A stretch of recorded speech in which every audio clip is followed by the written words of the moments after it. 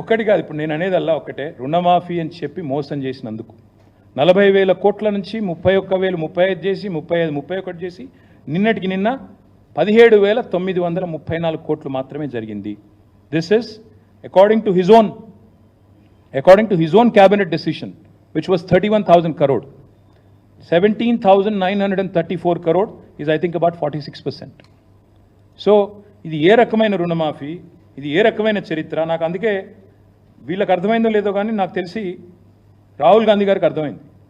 ఇదేదో మోసం ఉందని చెప్పి ఆయన కూడా మీటింగ్కి రాలేదు, రమ్మన్నాడు మీటింగ్కి, ఆయన కూడా డుమ్మా కొట్టిండు.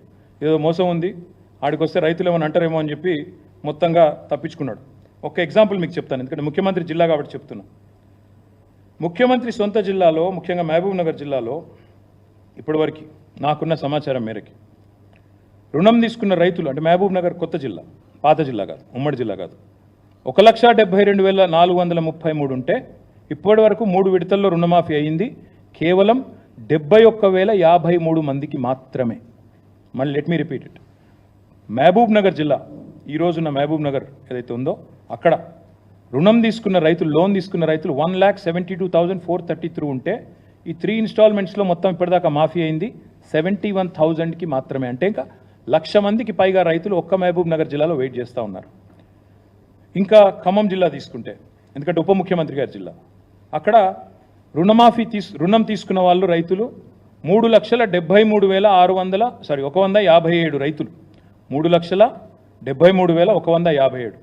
3 ఇన్స్టాల్మెంట్స్ ఇప్పటిదాకా కలిపి మొత్తం రుణమాఫీ అయింది ఎంతమందికి అంటే 1,15,600 మందికి, అంటే 30%కి అయింది. సీఎం సొంత జిల్లాలో 41%, డిప్యూటీ సీఎం సొంత జిల్లాలో 30%. ఇక దీనికి మళ్ళా హరీష్ రావు రాజీనామా చేయాలి, మేమేదో చేసేసినాం, పొడి చేసినాం. అందుకే ఈ దిగజారుడు రాజకీయాలు బంద్ చేయండి, దిక్కుమాలిన కారు కూతలు కుయ్యకండి. మీరు ఎంత అరిచినా, ఎన్ని కుప్పిగంతులు వేసినా టీఆర్ఎస్ ఎక్కడికి పోదు, మీ కళలు నెరవేరవు. తప్పకుండా మళ్ళీ కాంగ్రెస్ పార్టీని ప్రజాక్షేత్రంలో ఎండగట్టేది మేమే అని చెప్తూ